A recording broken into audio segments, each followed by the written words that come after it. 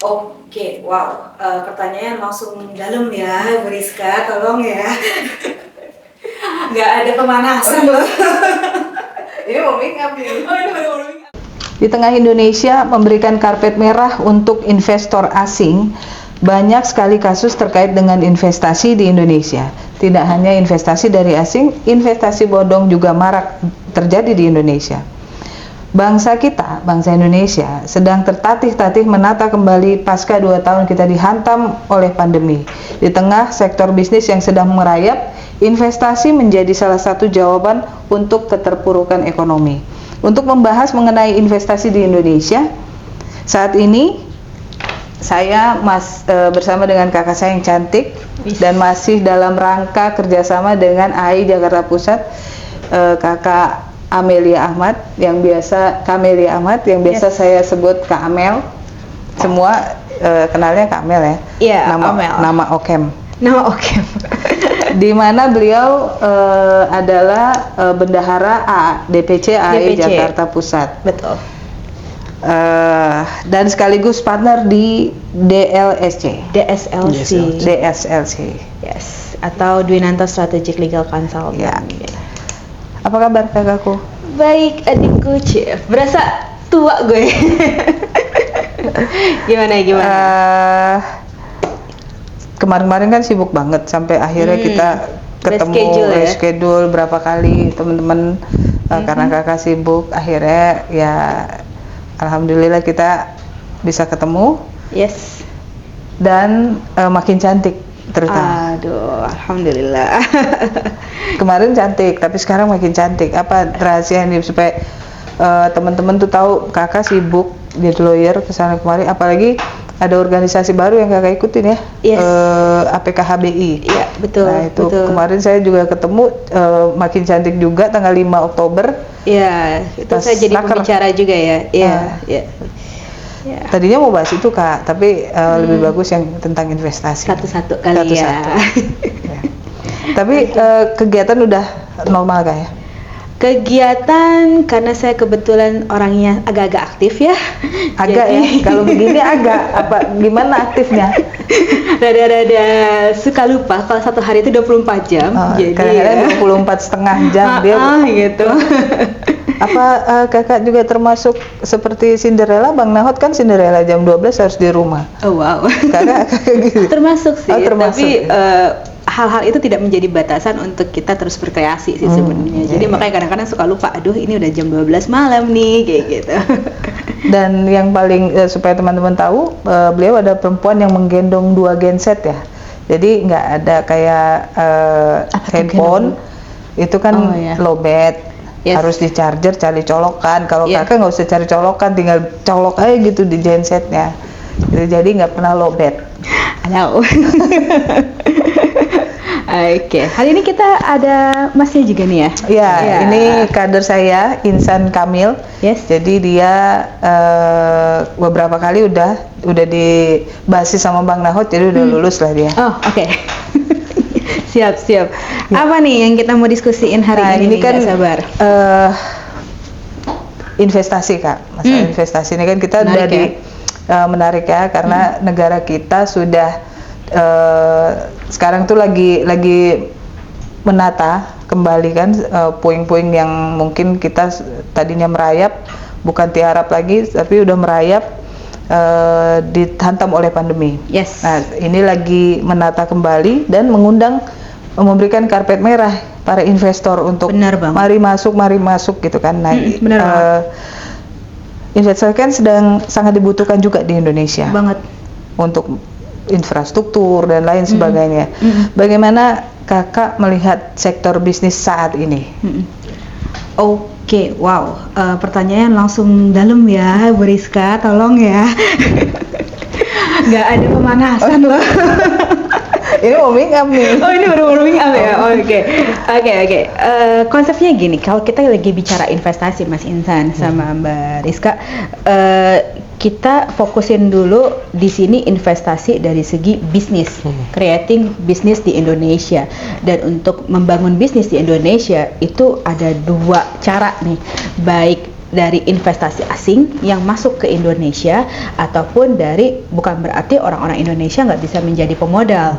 Bahkan kadang-kadang banyak sekali modal-modal yang datang dari para pebisnis lokal kayak gitu. Jadi konsep dua ini adalah investasi asing dan juga penanam modal dari dalam negeri kayak gitu. Dan tadi Mbak Rizka juga sempat bilang bahwa tadinya Indonesia dalam kondisi merayap ya. Kalau nggak salah dengar ada kondisi merayap, terus terseok-seok dihantam dengan badai pandemi. Tapi Mbak Rizka, barusan tadi saya ngelihat dari World Investment Report 2023 itu ada satu penghargaan atau satu achievement yang luar biasa yang dicapai oleh Indonesia gitu, bahwa Indonesia itu masuk dari kategori 2 negara yang memberikan, kalau kalimatnya dari World Investment Report itu adalah a new record for the country yang foreign direct investmentnya masuk di atas rata-rata. Jadi kenaikannya itu antara Vietnam sama Indonesia. Kalau secara globally yang biasanya masuk dalam top 10 investment secara global itu Singapura dan Malaysia. Dan ini Singapura dan Malaysia itu udah tingkatnya tahun 2023 itu 39% ke atas gitu. Sementara Indonesia udah mulai menunjukkan positif nih. Banyaknya investor yang masuk ke Indonesia kayak gitu. Mungkin hal ini juga didukung dari banyaknya kemudahan yang dicoba dilakukan sama pemerintah, dari mulai memberikan regulasi yang lebih memberikan kepastian dan juga memangkas berbagai macam birokrasi dalam bentuk satu sistem yang sering kita kenal dengan nama OSS kayak gitu. Jadi kembali lagi ke pertanyaan awalmu, bagaimana saya melihat bisnis di Indonesia saat ini, tentunya memberikan angin yang lebih ke arah yang positif kayak gitu. Dengan banyaknya investor masuk ke Indonesia, artinya faktor-faktor atau poin-poin yang menunjukkan keinginan seorang investor masuk ke Indonesia itu terpenuhi, seperti kepastian hukum, seperti juga faktor stabilitas politik, ekonomi, itu berarti terpenuhi kayak gitu, which is good, right? Apalagi kita juga lagi program IKN, dan itu kan lagi gencar-gencarnya juga investor masuk ke Indonesia. Dengan banyaknya investor masuk ke Indonesia, otomatis kita mendapatkan tidak hanya keuntungan dari segi jumlah nilai atau indeks prestasi segala macam, tapi juga memberikan pengaruh positif kepada dibukanya peluang tenaga kerja. Ya mau nggak mau pasti kan investor datang, buka ekonomi baru, membuka usaha baru, membuka tenaga kerja baru.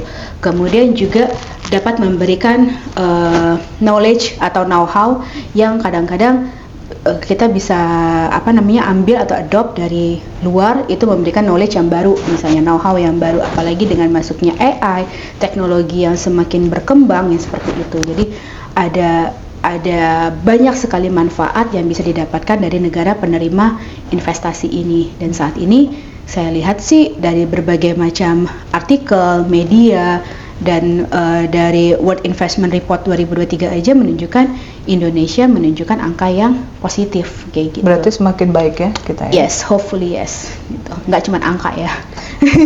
Tapi tadi ada yang menarik Kak. Tadi kan Kakak bilang kan di atas rata-rata. Yes. Tapi Singapura dan Malaysia 39, sekian. Yes, 39%. Di atas rata-rata itu di atas rata-rata apa ini maksudnya? Dari tahun-tahun sebelumnya. Dari tahun-tahun sebelumnya, seperti tadi yang Mbak Rizka bilang, kalau Indonesia sempat dalam kondisi yang merangkak seperti itu, apalagi ya kita semua nggak cuma Indonesia, di dunia kemarin menghadapi pandemi COVID itu sampai beberapa tahun periodenya, dan itu cukup menggerus minat investor untuk masuk ke Indonesia. Jangankan Indonesia, negara lain pun mungkin mengalami hambatan yang sama seperti itu. Nah, surprisingly, dengan setelah COVID berlalu, kita tidak hanya bertahan, tapi kita mampu untuk memberikan yang lebih gitu loh, untuk investasi masuk ke Indonesia seperti itu. Berarti bisa dibilang di atas rata bisa dikasih tahu nggak sih Kak? Berapa persennya gitu di Indonesia saat ini? Kalau berdasarkan, sebentar ya, kita melihat berdasarkan data. Kalau berdasarkan World Investment Report, Indonesia itu naik sekitar 4% atau 22 billion US dollar. Dari sebelumnya. Yes, dari sebelumnya. Gitu. Kalau sebelumnya itu based on fact dari data yang saya pegang, itu Indonesia itu rate-nya di bawah sih, di bawah dari 4%. Kayak gitu. Itu memang sangat jauh ya. Dengan banding Singapura dan Malaysia itu sangat jomplang. Kita masih jauh dari negara-negara tetangga kita gitu. Kayak gitu. Tapi Kak ini kan tadi masih terkait dengan investasi. Tadi Kak Rizka juga sebut ini kan pemerintah sudah membuka karpet merah buat investasi asing masuk ke Indonesia. Akan tetapi kan tadi Kak Amel bilang kepastian hukum sudah didapat, tapi kenyataannya yang kita dapat di lapangan tidak. Realisasinya belum. Dengan contoh banyak kasus investasi asing pemiliknya tuh terkena kasus dan segala macam, itu tanggapan Kakak bagaimana? Ya. Kadang-kadang suatu peraturan itu tidak bisa diimplementasikan sebagaimana yang diharapkan oleh pembuat undang-undang. Kadang-kadang seperti itu. Faktor-faktornya apa aja? Salah satu faktornya adalah kesadaran si pelaku usaha untuk memahami atau mengerti apa yang diatur dan apa yang seharusnya dilakukan. Kadang-kadang pelaku usaha itu karena kurang pemahaman, kurang pengetahuan, kurang melakukan research atau melakukan evaluasi terhadap pekerjaan dari segi hukumnya, itu kebanyakan mereka ketinggalan atau quote and quote lalai melaksanakan yang seharusnya. Misalnya gini, maksudnya apa sih? Misalnya contoh yang paling sering dianggap atau disepelekan, misalnya kayak gitu ya. Yang namanya perusahaan itu kita ambil yang paling banyak kasus yaitu ketenaga kerjaan misalnya. Contoh, ketenaga kerjaan itu ada satu klausul, waktu itu kita pernah diskusi nih, ada satu klausul di mana kalau perusahaan sudah punya minimal 10 tenaga kerja, dia wajib buat peraturan perusahaan. Nah, tapi karena kurang pemahaman, kurang pengetahuan, atau bahkan kesengajaan kelalaian, dia tidak melaksanakan itu, efeknya apa? Dia kena sanksi. Ketika dia kena sanksi, sampai dengan sanksi pada level tertentu, itu kan akan mempengaruhi kinerja bisnisnya dia, kayak gitu. Itu satu hal. Ada lagi yang lain hal adalah dengan dinamika politik untuk kepastian hukum yang tadi dibilang kan. Dinamika politik, misalnya ada perubahan regulasi. Contoh, ketika awal-awal tahun akhir 2020 November, kita ada Undang-Undang Cipta Kerja. Itu kan tujuannya adalah untuk memanggil quote and quote memanggil para investor untuk hadir ke Indonesia. Ini loh, kita kasih peraturan yang dimudahkan dengan namanya Omnibus Law, di mana satu buku itu semua regulasi yang terkait dengan investasi, cara lo berinvestasi dari mulai bagaimana datang ke Indonesia, peraturan-peraturan regulasi terkaitnya diatur di sana kayak gitu. Namun dengan berbagai macam intrik dan segalanya, ada unsur politik, ada unsur yang lain-lain, membuat peraturan ini dalam waktu yang cukup singkat harus diubah oleh ada putusan MK, kemudian ada perubahan, sehingga dinamika politik ini nih yang membuat quote and quote pertanyaan dari investor asing.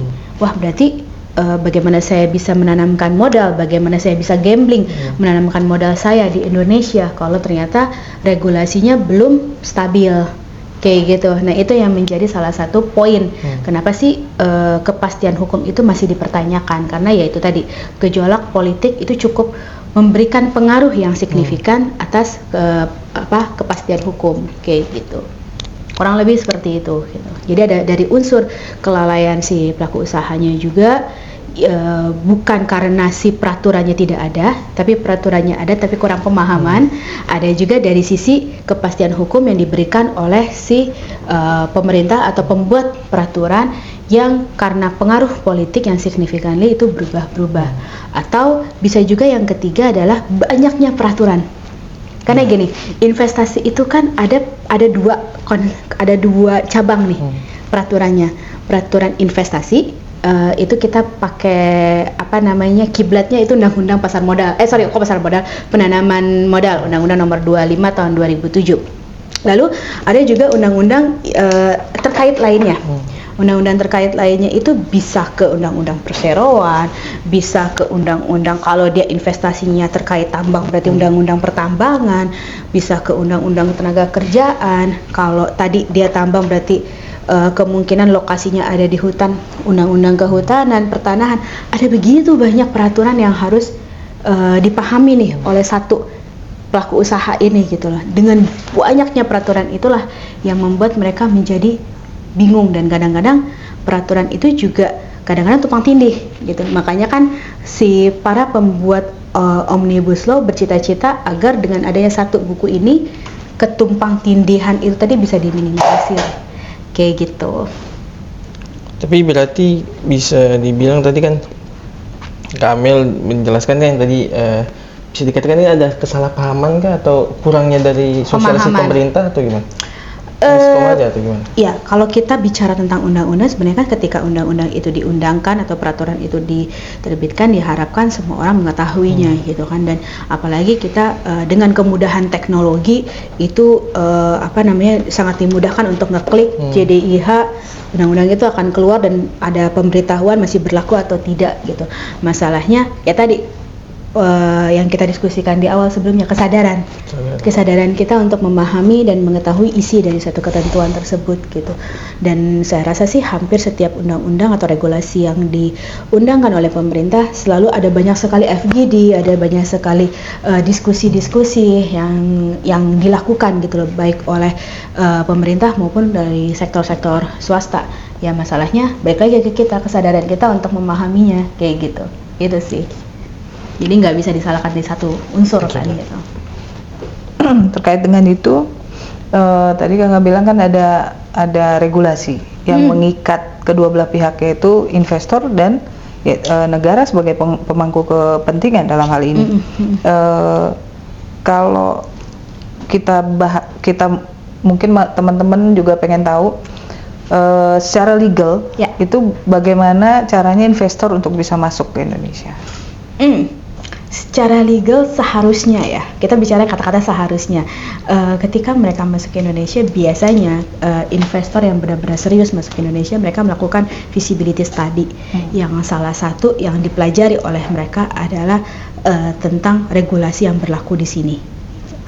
Kita bicara dari segi regulasi, kadang-kadang juga ada beberapa waktu itu saya pernah membantu salah satu investor, mereka mempelajari politik Indonesia gitu, karena ya tadi kestabilitasan politik itu akan mempengaruhi kepastian hukum.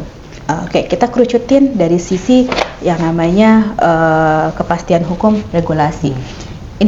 Investor mau masuk ke Indonesia, otomatis kiblatnya tadi kita lihat di pasal 3 Undang-Undang Penanaman Modal gitu, bahwa yang menjadi acuan penanaman modal itu yaitu Undang-Undang Penanaman Modal, bagaimana dia bisa masuk ke Indonesia.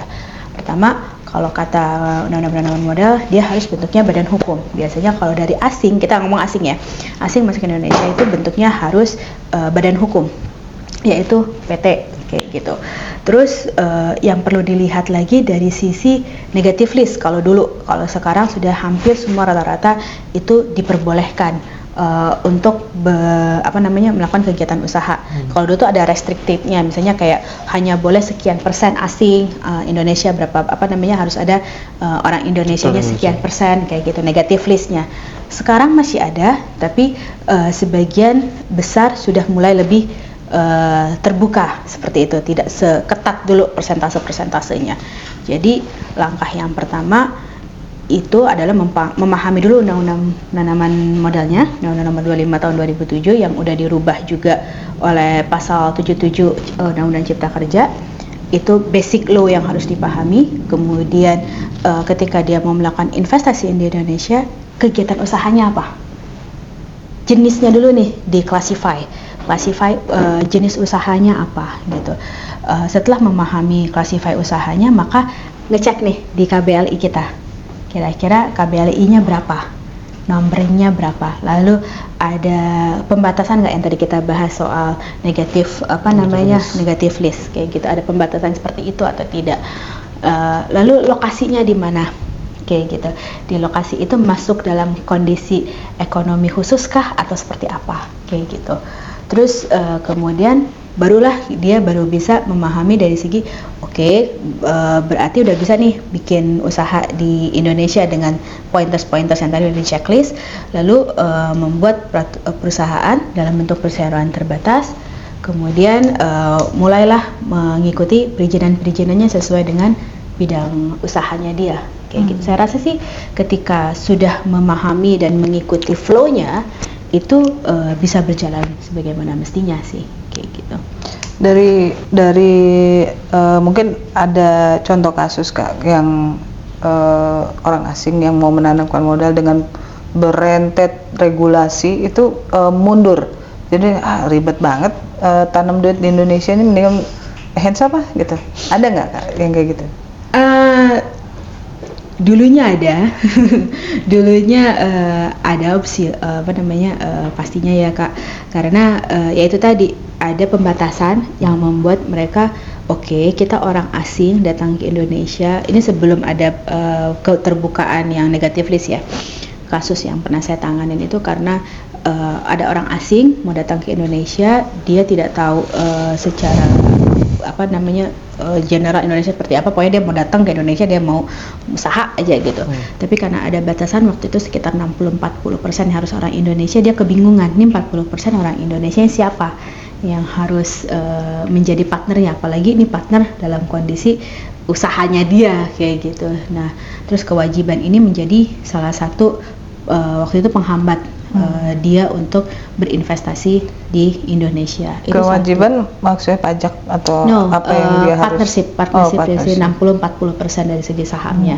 Lalu ada juga regulasi yang saya juga sempat tangani, salah satu klien itu dia tadinya mau investasi dari segi ya kita sebut saja bidang usahanya A, tapi karena ada regulasi yang sedemikian rupa kesulitan dia mendapatkan lokasi pada saat itu karena berurusan sama land acquisition yang cukup panjang prosesnya, bukan hanya dari segi birokrasi tapi pembelian tanah segala macamnya itu juga membuat dia menjadi mundur karena perhitungannya jadi lumayan panjang seperti itu. Namun itu bagian-bagian contoh realisasi yang ada di lapangan, bagaimana calon-calon investor yang tadinya semangat masuk menjadi mundur, nggak jadi untuk berinvestasi di Indonesia. Ada juga yang karena ketidakjelasan perizinan. Kadang-kadang kita sudah ada namanya OSS, sistem yang seharusnya by sistem ini udah satu pintu nih, perizinan bisa dilihat dari situ kayak gitu. Tapi itu juga tidak, kadang-kadang menjadi kendala gitu buat si para investor gitu untuk submit permitnya mereka kayak gitu. Itu salah satu dari beberapa kendala yang biasanya terjadi di lapangan gitu. Belum lagi kendala dari sisi perizinan TKA kayak gitu kan, otomatis mereka akan bawa ya. Iya, otomatis biasanya kan investor membawa tenaga kerja asing kan gitu. Walaupun di PP kita yang baru di PP 34 tahun 2021 itu cukup memudahkan untuk tenaga kerja asing masuk ke Indonesia gitu. Apalagi kalau dia sebagai investor, dia sebagai pemegang saham, itu ada beberapa hal yang dipermudah lah untuk dia mendapatkan license-nya gitu. Tapi kemarin kita di lapangan ternyata kadang-kadang kita masih menemukan hal-hal yang tidak semudah itu gitu di lapangan. Seperti itu sih biasanya. Tapi gini, segala sesuatu yang menjadi kesulitan itu sebenarnya bisa diminimalisir asalkan si investor ini melakukan beberapa langkah mitigasi resiko gitu yang tadi saya bilang. Dengan dia melakukan feasibility study khususnya terkait dengan regulasi yang berlaku atas investasi yang dia mau masuk ke Indonesia, seharusnya poin-poin kendala tadi udah bisa diminimalisir. Udah bisa ada kalau misalnya A terjadi poin A, dia bisa melakukan apa, secara hukum bisa apa, kayak gitu. Harusnya itu tidak menjadi kendala yang signifikan kalau dia udah prepare-nya lebih jauh, kayak gitu sih. Tapi tadi Kak Rizka nyebut selain regulasi yang kita tahu ya sangat rumit, dan juga ada undang-undang atau peraturan yang tumpang tindih. Nah, dengan begini apakah ada dasar hukum investasi di Indonesia tuh yang paling utama atau biar nggak ribet. Iya, biar nggak ribet. Iya, itu gimana? Pedomannya apa dulu Iya, nih? pedoman. Iya.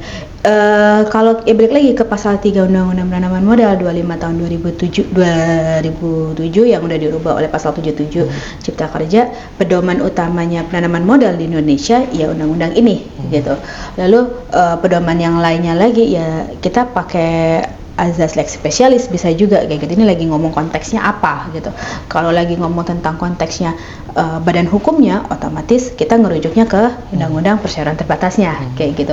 Kalau ini lagi ngomong tentang si tenaga kerja asingnya, berarti kita ngerujuknya ke undang-undang tenaga kerjaan khususnya PP 34 misalnya kayak gitu. Jadi sebenarnya ketentuan regulasi kita itu udah ada segmen-segmennya juga sebenarnya seperti itu. Jadi kondisinya lagi ngomongnya hal yang mana nih, sehingga penanganannya, dasar hukumnya juga bisa disesuaikan dengan segmennya ini gitu. Jangan sampai ini kita lagi ngomongin tentang tenaga kerja asingnya tapi kita pakai rujukan pasalnya pasal undang-undang persyaratan terbatas misalnya kayak gitu, kan nggak nyambung ya. Nah itu yang kadang-kadang karena pemahaman yang kurang tadi sehingga ya dia nggak tahu nih ada ketentuan yang sebenarnya ada ketentuan yang lebih spesifik yang ngomongin hal ini kayak gitu. Untuk hal-hal seperti menanggulangi sisi negatif tadi itu Kak, apakah diwajibkan seorang investor untuk berkonsultasi terlebih dahulu sama misalnya dia cari legal consult atau apa gitu?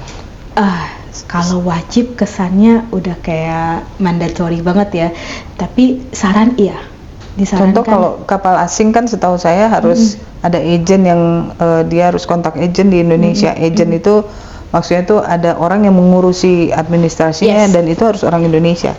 Nah, apakah ini harus misalnya legal consult, dia berkonsultasi dulu misalnya apa yang harus dilakukan atau itu?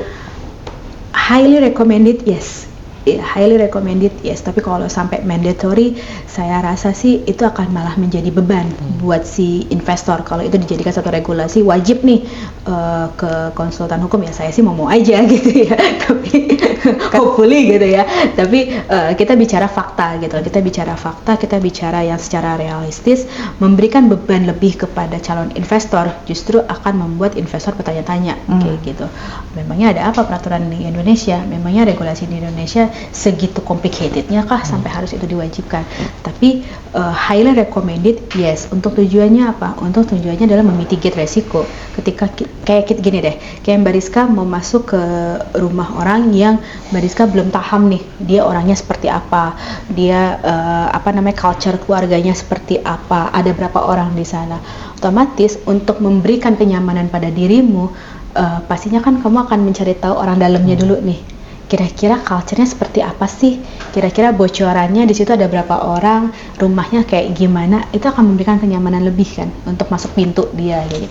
Nah, begitu juga kenapa tadi Amel bilang itu highly recommended untuk memudahkan dirinya sendiri untuk masuk ke Indonesia dengan lebih confidence. Oh, peraturannya seperti ini, langkah-langkah role-nya itu yang benar tuh seperti ini gitu. Jadi dia nggak kesalahan kayak gitu. Dan tapi kalau ini ranah saya, dan kalau mau berkonsultasi silakan, itu ranah saya, nggak ada masalah kan. Kalau mereka nggak boleh beriklan, kalau saya boleh, iya kan? Yes. Nah itu terbuka peluang ya untuk berkonsultasi ya kayak asing dan lokal juga. Betul. Tapi ini ya keribetan ini kan tidak hanya untuk investor asing kan, yang dalam lokal juga kan. Jadi maksudnya dia harus mematuhi peraturan.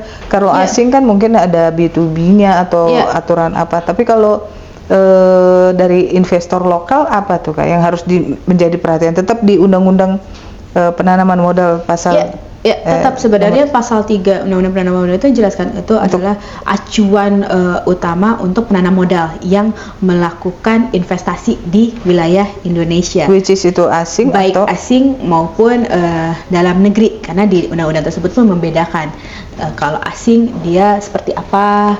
Mungkin kalau asing dia ada batasan-batasan untuk misalnya yang bersinggungan dengan sumber daya alam, dia ada batasan tertentu seperti itu. Tapi kalau lokal mungkin ada batasan batasan-batasannya yang lain lagi seperti itu. Tentu ada regulasi, dan yang namanya investasi ya tentu saja akan bersinggungan yang tadi ya, ada ketentuan pokok dan ketentuan terkait kayak gitu. Tapi tadi Kak Rizka juga nyebut dan kami juga, kan ini regulasi lagi, banyaknya regulasi di Indonesia kan ya. Tapi kenyataan yang kita tahu di Indonesia kan banyak bos-bos kecil, itu kenyataannya memang seperti itu. Itu gimana Kak? Karena apakah hanya di Indonesia saja hukum atau regulasi yang ribet atau sumbang tindih, apakah di negara seperti Singapura dan Malaysia yang maju itu apakah ada tuh gimana Kak? Oke, kalau saya sih lebih suka Pandangan kacamata memahami rumah sendiri dulu ya, kayak gitu. Sebenarnya dengan si Omnibus Law ini, kita itu pemerintah lagi mencoba untuk memangkas birokrasi yang begitu panjang menjadi lebih simple. Tujuannya seperti itu. Dengan kemudahan teknologi yang tadinya kita harus membawa begitu banyak dokumen. Saya dulu mengalami di tahun 2015 ke bawah itu bawa dokumen sebanyak-banyak lapor atau daftar untuk mendapatkan AMDAL misalnya, atau mendapatkan izin lokasi misalnya ke BKPM yang di daerah. Tapi sekarang hal itu dimudahkan dengan cara submit by system gitu. Walaupun itu masih banyak hal yang harus di-assess kayak gitu. Dari segi kadang-kadang memudahkan juga, ada juga hal-hal yang perlu dipertimbangkan dari segi sinyal, dari segi regulasi yang tumpang tindih ya, seperti itu. Nah, tapi balik lagi ke pertanyaanmu, bagaimana di luar negeri? Di luar negeri, sepemahaman saya yang dikit ini, mereka mencoba untuk meminimalisir birokrasi.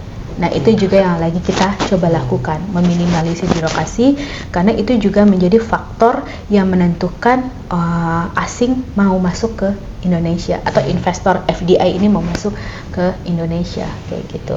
Semakin dipangkasnya birokrasi, akan semakin memberikan kepastian buat mereka untuk melakukan kegiatan usahanya di sini kayak gitu. Ya simple logic ya, maksudnya kalau kita bisa memberikan kepastian, apalagi kadang-kadang kan suatu kegiatan usaha seharusnya based on teori belum bisa melakukan usaha kalau belum dapat izinnya. Saya kan kayak gitu kan. Tapi kalau untuk mendapatkan izinnya saja harus menunggu sekian abad, ya kapan dia usahanya kayak gitu. Dan Indonesia memang terkenal dengan sekian abadnya ya. Itu dah pada saat itu gitu. Dan hopefully itu bisa diperbaikin gitu kan. Menuju baik Kak. Yes. Belum baik juga sih. Iya. Oh iya. Biar saya yang mengatakan, nggak apa-apa, jangan kakak saya, biar saya aja. Insan? Kak, agar investor terlindungi di Indonesia, selain tadi disarankan untuk berkonsultasi terkait dengan rule of play, apa yang mereka harus patuhi kan gitu, apalagi yang harus dilakukan oleh seorang investor yang mau bawa masuk duitnya, selain dia membawa duitnya, dan mematuhi peraturan yang tadi kakak bilang harus ini, apalagi gitu Kak, pemahaman jiwa yang sehat atau apa gitu, biar soalnya gini, ada contoh kasus, dia orang Chinese nggak bisa bahasa Indonesia, punya tambang di satu tempat. Tambangnya itu bernilai 150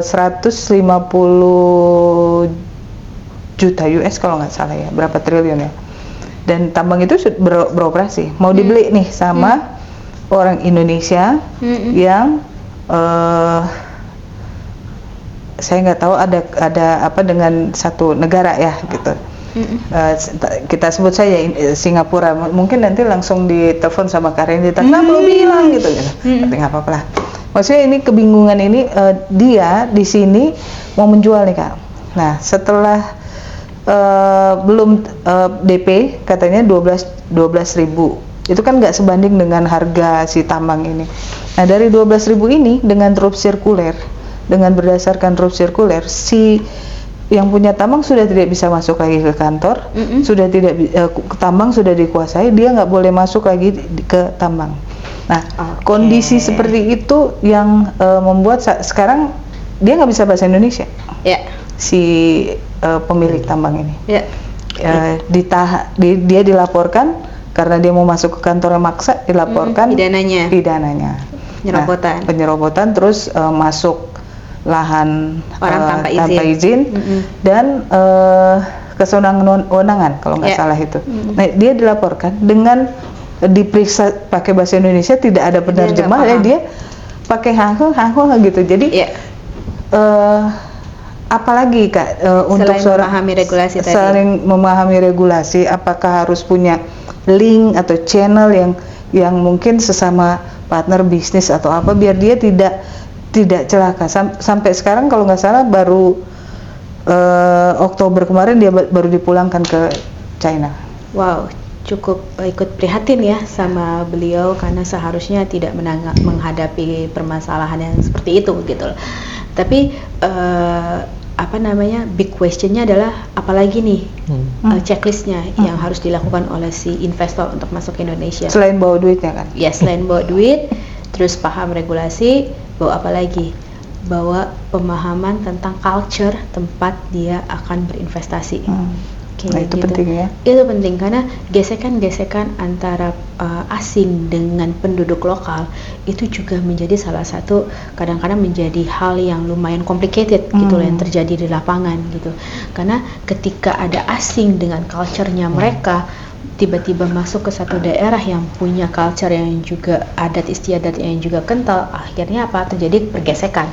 Nah, pergesekan ini yang menimbulkan adanya konflik akhirnya masyarakat lokal ya melakukan demo lah, melakukan apalah, itulah akhirnya apa? Tidak memberikan kenyamanan dan keamanan kepada si yang bersangkutan kayak gitu, padahal dia berharapnya dia bisa diberikan keamanan dan kenyamanan. Jadi memahami culture di lokasi tempat dia mau melakukan investasi juga merupakan hal yang quote and quote ya perlu ya kayak gitu. Selain itu apalagi saya tertarik untuk menarik salah satu regulasi tentang tenaga kerjaan, di mana dalam undang-undang tenaga kerjaan junto ke peraturan pemerintah tentang tenaga kerja asing, di situ ada kewajiban ketika ada tenaga kerja asing harus didampingi oleh orang lokal, oleh tenaga kerja Indonesia. Sebenarnya kondisi ini menunjukkan atau ada ide di belakang si regulasi ini, selain untuk mentransfer knowledge dari si asing ke Indonesia, juga memberikan setidaknya pendampingan dari orang Indonesia mengenai kondisi sekitar kayak gitu. Harapannya seperti itu gitu. Nah, selain itu kalau dari kasusnya tadi disebutkan, berarti ada yang nggak beres nih di perjanjiannya. Jadi kadang-kadang kan terkait sama bahasa. Makanya balik lagi nih pemahaman tentang undang-undang yang terkait lainnya nih, undang-undang mengenai bahasa, di mana yang namanya suatu perjanjian itu kan kalau di Indonesia harus dibuat dengan bilingual kalau menggunakan bahasa asing.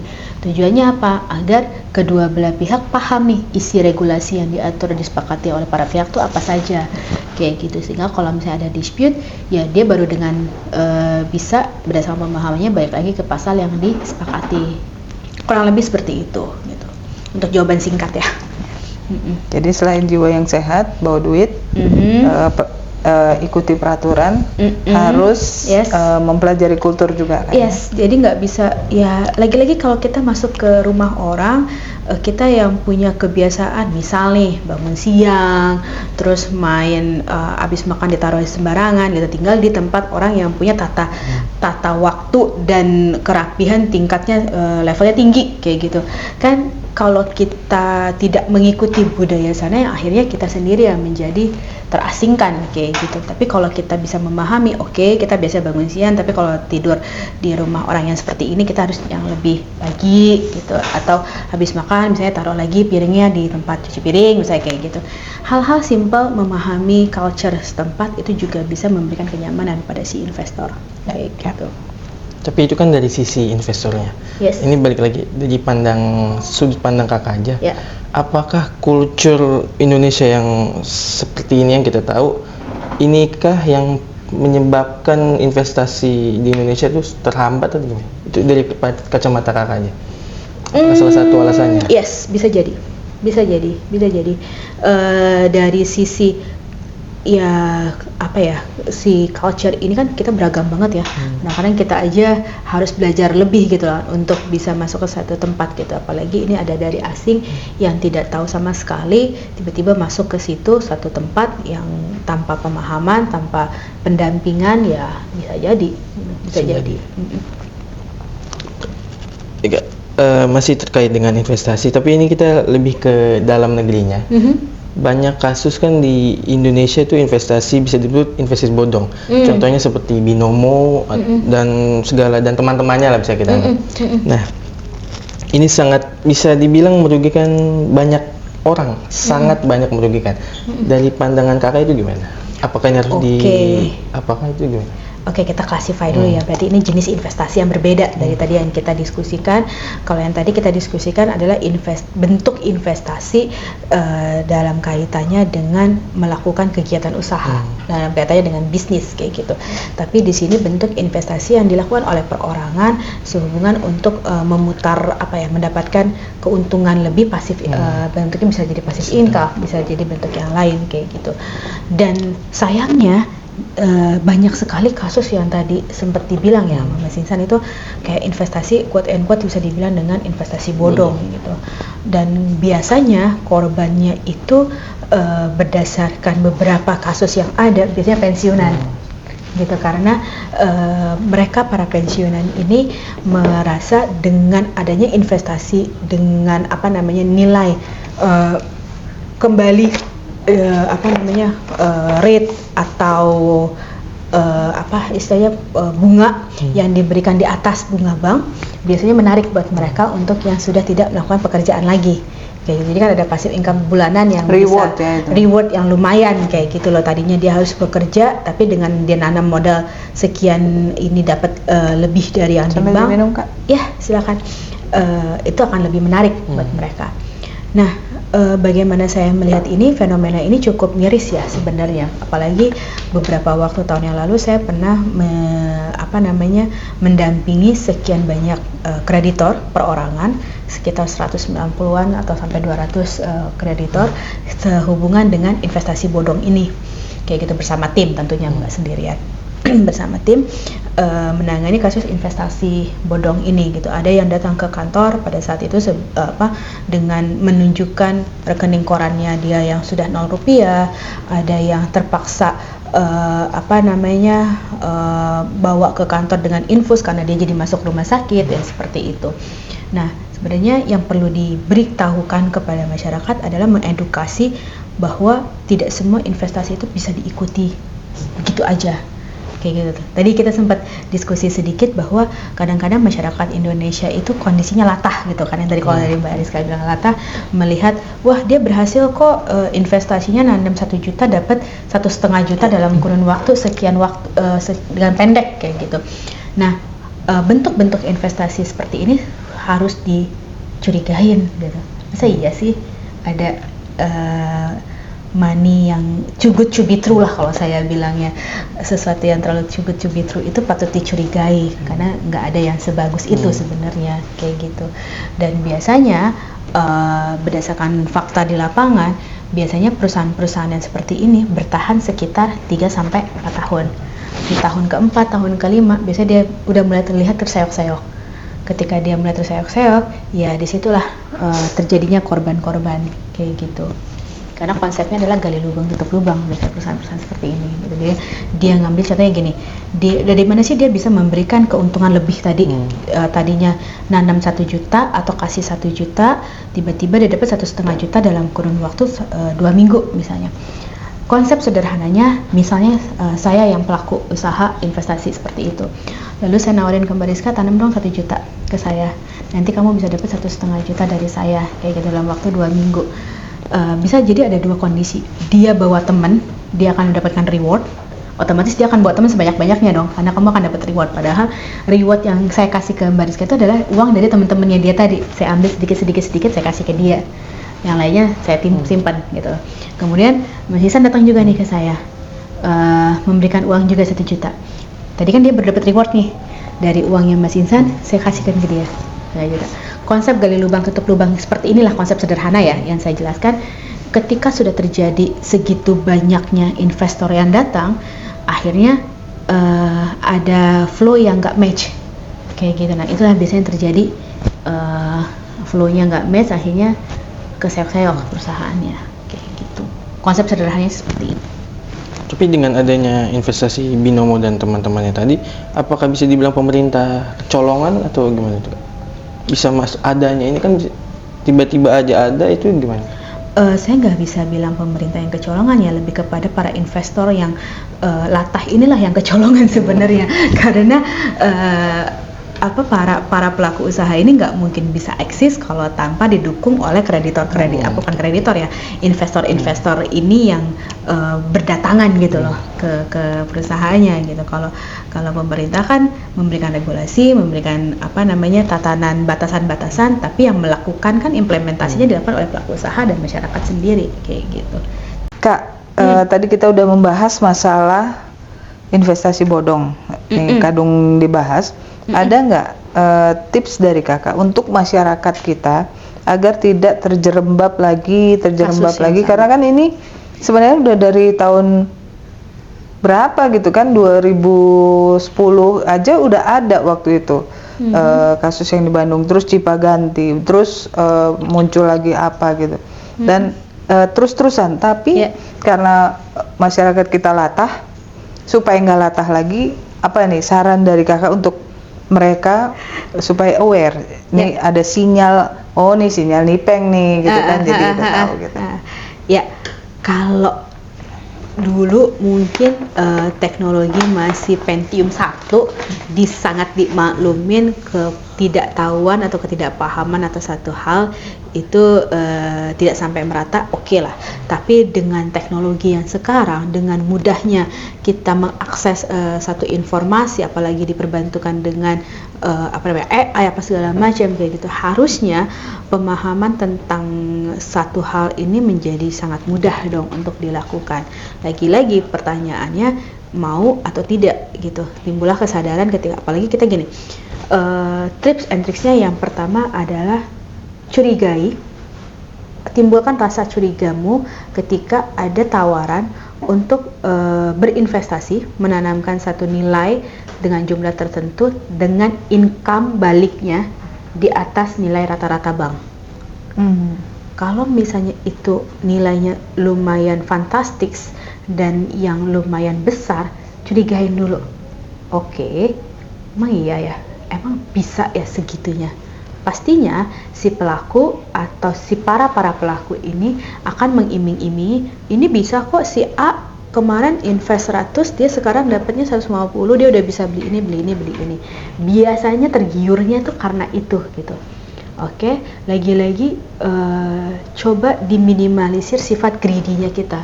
Dan kadang kan faktor greedy ini yang membuat kita pengen lebih gitu loh. Kadang-kadang seperti itu. Hati-hati dengan itu gitu, dengan sifat greedy itu yang membuat kita menjadi pengen untuk terpengaruh, tergiur melakukan investasi itu. Oke. Caranya lagi seperti apa nih, tips yang kedua? Kalaupun ngerasa berdasarkan iming-iming, berdasarkan fakta kakaknya sendiri atau saudaranya si A atau temennya si B yang sudah melakukan investasi dan terlihat berhasil dan mendapatkan income yang lumayan signifikan, jangan pernah memberikan atau melakukan investasi 100% dari pendapatan utama. Ini kalau ini bukan tips and trick hukum ya, lebih kepada financing ya. Jangan pernah memberikan investasi 100% gitu loh. Karena ketika kamu memberikan satu tempat di satu pocket yang sama, ketika ini ada apa-apa, maka kita akan kehilangan semuanya kayak gitu. Dan itu jangan sampai terjadi. Terus yang ketiga, pahami regulasinya juga, aturan main dengan si badan usaha ini. Apakah badan usaha tempat kita mau melakukan investasi ini atau menanamkan uang ini, badan usahanya legal nggak sih? Gitu loh. Kan gampang ya ngeceknya dari, ya tadi saya bilang kalau sekarang harusnya mudah sekali sih ngecek internet, ini perusahaannya eksis apa cuma perusahaan yang bodong-bodong aja sih gitu loh. Usahanya ada di mana sih kayak gitu. Secara regulasi perusahaannya dia memenuhi nggak nih kayak gitu. Lalu biasanya yang namanya perusahaan yang kegiatan usahanya berurusan sama uang itu harus terdaftar di OJK. Nah, terdaftar nggak nih di OJK si usaha ini gitu loh. Kalau misalnya dia dengan kemudahan teknologi juga memudahkan para pelaku usaha yang tidak jujur ya, si para penipu quote and quote ini ya. Dia akan memberikan satu namanya register OJK bisa kayak gitu. Nah, coba lakukan effort sedikit untuk mengecek validasi dari register OJK-nya ini ke institusi yang bersangkutan gitu, ke OJK-nya. Dia beneran kedaftar apa enggak? Karena di listnya website OJK pun akan ada listnya nih. Ini usaha-usahanya ini ada apa yang terdaftar atau enggak, seperti itu. Lalu yang keempat, lakukan riset track record dari segi kasus-kasus yang pernah ada yang berhubungan dengan si perusahaan ini, dan nggak cuma sama perusahaan ini tapi juga sama pemain yang ada di dalamnya, direkturnya kah, pemegang sahamnya kah, ada track record hukumnya nggak, yang kadang-kadang kan satu orang tadinya dia sempat kena kasus hukum yang berurusan sama jenis investasi yang kurang lebih sama, kemudian dia lolos, dia buka lagi nih usahanya yang baru, dia bungkus dengan nama yang berbeda, dengan jenis usaha yang mungkin agak berbeda, tapi ya konsepnya sama-sama aja yang kayak gitu. Nah, yang apabila ditemukan ini, poin nomor 4 ini, ya lebih baik tidak daripada menyesal di kemudian hari. Karena ya tadi saya bilang, biasanya efeknya itu baru kerasa di tahun ketiga atau keempat. Agak tersendat-sendat gitu kan? Yes, itu efeknya tuh baru kerasanya di situ. Karena kan udah nggak ada perputaran uang kali ya? Ya itu tadi konsep yang perputaran uang yang main gali lubang tutup lubang itu yang nggak dapet kayak gitu. Biasanya kayak gitu. Dulu tuh kasus yang sempet hampir viral itu tuh sempat viral juga sih setahu saya, itu tentang APD, investasi APD. Jadi alat kesehatan. Yes, alat kesehatan Alkes. Oh. Jadi waktu itu banyak banget, bahkan orang-orang terdekat saya pun banyak yang kena kayak gitu. Karena kan pada saat itu APD sangat dicari kan, dibutuhkan sangat dibutuhkan gitu loh. Dengan kita bisa invest 5 juta 6 juta, kita bisa dapat keuntungan sekian, bahkan sampai 100% pada saat itu. Dan itu sampai 1T sendiri gitu loh kerugian para kreditor ketika dikumpulkan, dan si pelaku usahanya sampai masuk ke ranah polisi ketika itu. Lalu karena greedy, karena keinginan, karena kurang riset, dan 4 poin tadi nggak dilakukan, akibatnya apa? Bisa nggak sih itu dilakukan upaya hukum? Ya, upaya hukum ya selalu ada. Negara kita negara hukum kok. Melakukan upaya hukum, ya ada jalur hukumnya. Tapi emang iya harus sampai ke jatuh dulu baru kesadar kayak gitu. Kenapa nggak dilakukan itu di awal? Daripada kita udah jatuh, kita udah rugi, kita akan mengeluarkan tenaga, biaya, dan pikiran ekstra. Mendingan kita lakukan itu di depan kayak gitu. Itu sih kalau dari saya.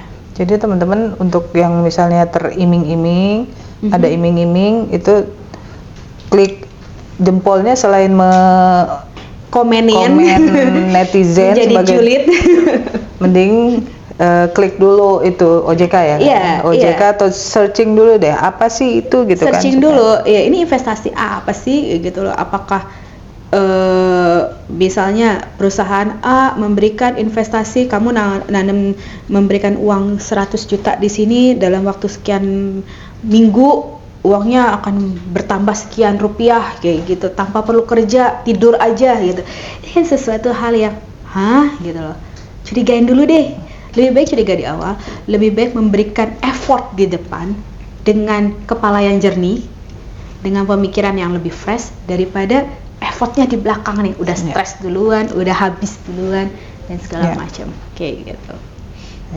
Tadi kita udah bahas tips dan trik. Nah, tapi menurut kakak, berkaitan dengan regulasi, menurut kakak ya, apakah harus dari sudut pandang kakak, apakah harus di-upgrade regulasi yang saat ini sedang terjadi, tapi yang bisa diterima baik dengan stakeholder maupun shareholder, itu pandangan gimana? Oke, kita balik lagi ke konsep hukum sih kalau seperti ini. Sebenarnya yang namanya hukum itu kan seharusnya mengikuti perkembangan, tapi kadang-kadang perkembangan kita itu berlari sementara hukumnya jalan kayak gitu. Itu kan yang keseringan terjadi gitu. Kadang-kadang perkembangan sekarang udah sampai kemana, tapi si pembuat regulasi ini masih sibuk di ruangan itu kayak gitu, mendiskusikan 1-2 pasal gitu, sementara kejadiannya udah berkembang sedemikian rupa. Contoh kasus deh, perlindungan data pribadi udah berapa banyak korban data pribadi kita bocor, ada berapa banyak korban bank yang data pribadi, atau jangankan bank tapi pengelola data pribadi yang bocor kayak gitu. Lalu bagaimana dengan regulasinya? Kita pakai dasar apa kayak gitu. Baru sekarang kita ada undang-undang PDP-nya kayak gitu. Kalau kemarin kemana? Begitu lamanya undang-undang itu bisa terbit kayak gitu. Jadi kalau ditanya perlu nggak, tentu saja perlu, karena perkembangan kita cukup dinamis nih, apalagi soal investasi. Banyak sekali orang yang pengen uangnya bertambah terus, banyak sekali orang yang pengen cuan gitu loh. Jangankan orang-orang yang sudah berusia, kadang-kadang mahasiswa aja kalau bisa dapat uang jajan 100.000 seminggu dari orang tuanya pengen jadi 500.000 gitu, gimana caranya gitu. Yang seperti itu gitu. Jadi seharusnya ditingkatkan atau enggak, ya tentu perlu gitu loh, perlu menyesuaikan gitu loh. Tapi balik lagi, ketika satu peraturan itu udah ada, peraturan itu nggak akan efektif kalau tidak ada kesadaran dari si para stakeholder, dari para pelaksananya, kesadaran untuk memahami, kesadaran untuk mematuhi, dan kesadaran untuk mengimplementasikan sesuai dengan yang ditetapkan gitu. Jadi memang harus kulturnya dulu yang diubah ya? Bisa. Tapi apa kalau misalnya dikaitkan dengan regulasi yang harus kakak update, apakah itu bisa kita kaitkan karena kita sekarang ini ada di era konsumtif. Sekarang kan barang-barang online, promosi gatel mata kan, kalau nggak ngeklik nih gue dosa nih, jadi klik aja deh gitu kan. Nah itu Apalagi ada pay letter ada pay letter, ada apa gitu kan. Jadi apa ini menjadi salah satu faktor Kak yang mengakibatkan bahwa mereka pengen sesuatu yang lebih lagi. Jadi apapun itu, mau minjem mau bagaimana, pokoknya invest saja. Mereka nggak tahu bahwa itu mereka taruh ke tangannya ke mulut macan atau apa gitu. Kalau mereka yes and no sih, karena kondisi konsumtif itu berbeda dengan orang yang melakukan investasi. Biasanya orang yang melakukan investasi cenderung lebih berhemat karena dia justru mau dapat yang lebih, dibandingkan orang yang melakukan konsumsi yang tadi disebut.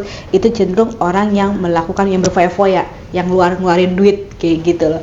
Jadi dari segi culture-nya, dari segi psikologisnya itu dua hal yang agak berbeda gitu. Tapi konsep yang saya mau ambil adalah teknologi yang sekarang memudahkan orang untuk melakukan investasi dengan cara mudah tapi cuan lebih. Itu kan banyak tuh aplikasi-aplikasi yang seperti itu gitu, yang bahkan anak-anak sekolahan pun bisa melakukannya dengan cara daftar aplikasi aja gitu kan. Nah ya balik lagi ke pemahaman dan edukasi tentang lebih kepada sedikit menaruh kecurigaan di depan dan jangan terlalu greedy lah gitu. Greedy ini yang menjadi musuh utama sih dari para korban investasi bodong. Ya saya harus bilang seperti itu karena kan dari faktor keinginan mendapatkan cuan yang ekstra yang luar biasa, akhirnya terjerembab dengan keinginan tersebut, hasrat tersebut, akhirnya dia malah rugi yang lebih dari itu gitu sih.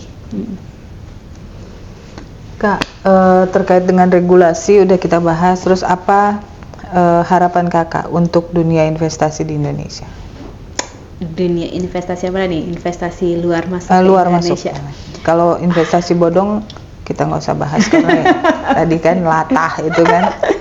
Kalau gini, harapan ya, lebih ke harapan. Harapan tentunya Indonesia menjadi salah satu tempat investor masuk ke Indonesia, karena dengan adanya investor masuk ke Indonesia, mau nggak mau negara kita akan semakin lebih berarti secara internasional kita itu aman, kita itu memberikan kepastian hukum, kita juga otomatis dengan adanya investor yang masuk itu juga memberikan poin plus buat kitanya juga, karena kita tidak hanya mendapatkan dari sektor pundi-pundi nominal uang, tapi juga kita mendapatkan pengetahuan, know-how dari teknologi yang dari luar masuk ke kita, karena belum tentu orang kita sudah memahaminya kayak gitu.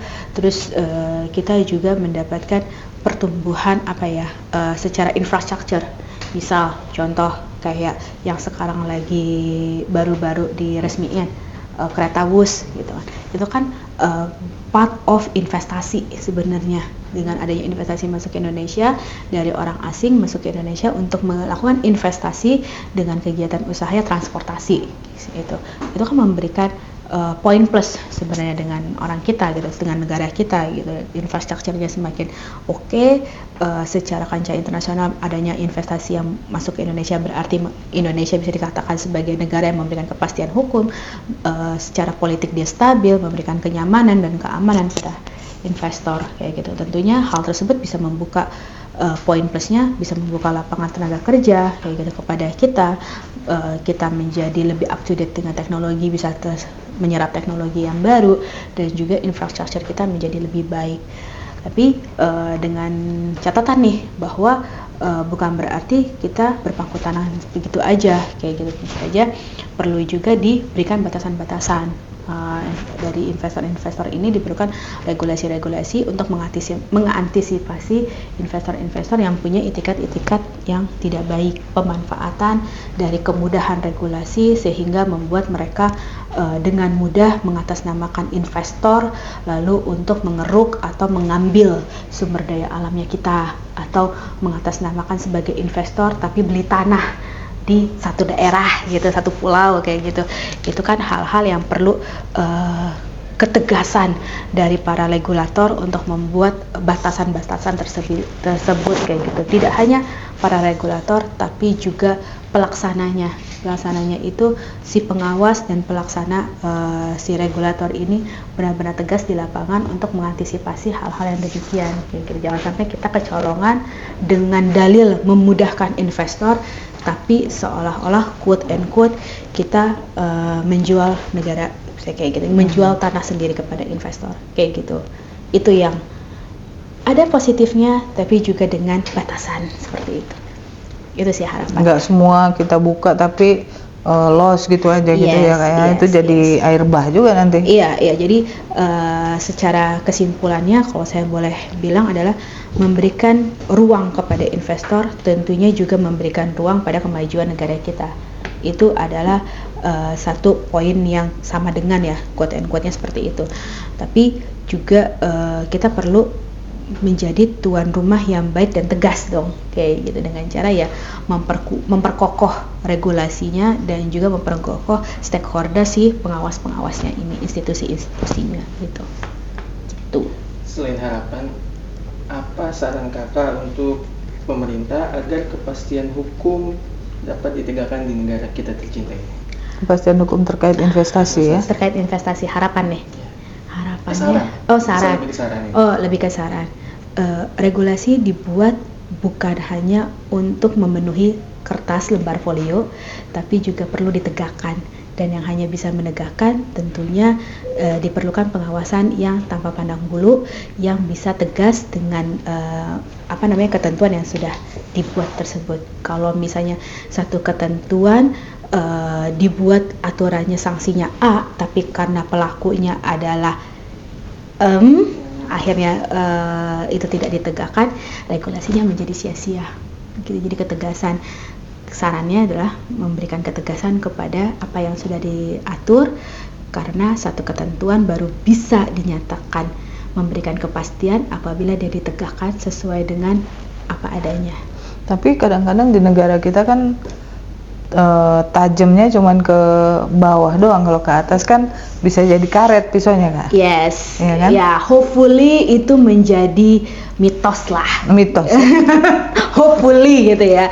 Tentunya saya sebagai orang yang bekerja di dunia hukum tentunya berharap itu nggak lagi gitu loh, apalagi dengan cita-cita dan harapan, dan Indonesia sudah masuk memberikan surprise kepada dunia untuk di apa tadi yang kita sebut di awal World Investment Report kayak gitu. Hopefully Indonesia sudah memberikan kepastian hukum dan ketegasan hukum yang lebih daripada tumpul ke bawah itu gitu, kayak gitu sih. Tapi kita kan hanya bisa berharap ya kadang-kadang. Tapi teman-teman kalau seandainya ada yang mau mencari tahu atau bertukar pikiran terkait dengan investasi, itu boleh menghubungi AI Jakarta Pusat, cari Kak Amel di website ada namanya. Ya. Di kolom bendahara ya. Di APK HBI juga kolom bendahara gitu. Iya, saya kayak suka di semuanya investasi kan berhubungan sama uang gitu ya. Gitu.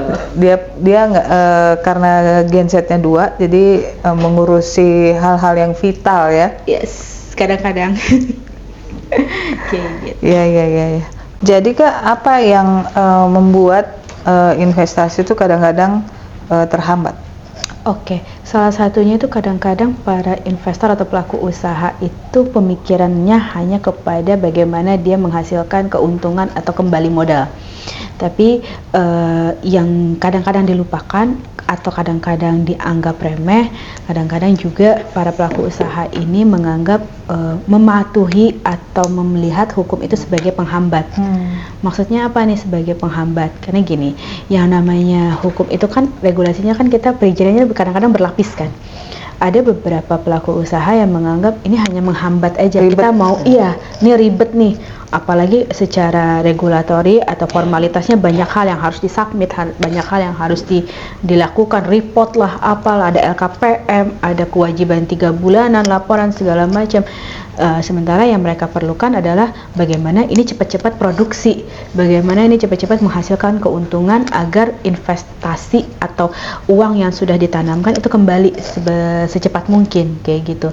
Nah, padahal kalau mereka berkenan atau mau atau sadar, lagi-lagi kesadaran ya, sadar untuk mematuhi si regulasi ini, memahami atau mematuhi step by step perizinan ini, kemungkinan resiko yang terjadi di kemudian hari itu sebenarnya bisa diminimalisir gitu. Contohnya ada hal namanya LKPM gitu, laporan setiap 3 bulanan atau dalam kuartal tertentu ke BKPM di OSS. Ada beberapa perusahaan yang menganggap apaan sih lapor-lapor kayak gitu, atau nggak ada orang nih yang mau lapor, nggak ada tenaga kerjanya nih yang bisa melakukan itu, atau udahlah daripada buat laporan mendingan kita fokus bagaimana cara marketing atau bagaimana ini terjual di pasar produknya kayak gitu. Padahal kalau dia tidak memberikan laporan, dia tidak submit laporannya itu, dia akan kena sanksi. Dan kalau dia kena sanksi, jangankan bisa jualan gitu loh, itu bisa sampai dengan freeze kayak gitu kegiatan usahanya. Nah, balik lagi, berarti hukum itu bukan hambatan loh. Hukum itu justru memudahkan jalan untuk investasi semakin mulus ke depannya kayak gitu. Jadi lebih baik kalau di tagline-nya kita tuh selalu bilang lebih baik mitigate resiko daripada kita harus menghadapi resiko yang tidak kita inginkan di kemudian hari. Dan kadang-kadang resiko itu mahal ya Kak ya? Banget. Nggak cuman mahal dari segi value uangnya, kita harus berhadapan dengan instansi, kadang-kadang kita harus berhadapan dengan pengadilan mungkin gitu kan, tapi juga mahal dari segi waktu, mahal dari segi tenaga, pikiran gitu, karena yang tadinya katanya yang penting adalah produksi, marketing, dan cuan, menjadi boro-boro bisa mikirin ke situ karena waktunya tergerus di permasalahan yang ada kayak gitu. Nah, itu kan sangat disayangkan ya, walaupun bisa membayar konsultan ya untuk menghadapin itu, tapi kan tetap aja akan melibatkan si prinsipal untuk mengambil langkah-langkah strategisnya seperti itu. Oke, terima kasih waktunya kakakku. Thank you. Terima kasih ya teman-teman udah meluangkan waktunya ngobrol-ngobrol seru hari ini. Ya, gitu. tapi kali ini kita mau menyapa Bang Nahot yang nunggu. Sebenarnya tadi dia nanya live streaming atau enggak. Oke. Kita nggak live streaming karena udara jelek, maksudnya cuaca lagi jelek, sinyal bisa Takutnya tersendat-sendat. Iya. Jadi dia bilang kalau live streaming segera Infokan. Tapi Bang, Mau kerajaan harusnya ada di sini setiap. Jadi kami pinjam untuk properti nanti itu. Mau kerajaan. Boleh. Oke. Oke. Terima kasih Kakak. Terima kasih sampai ketemu. teman-teman. Thank you. Bye. Gini ya lambangnya. Iya. Oke.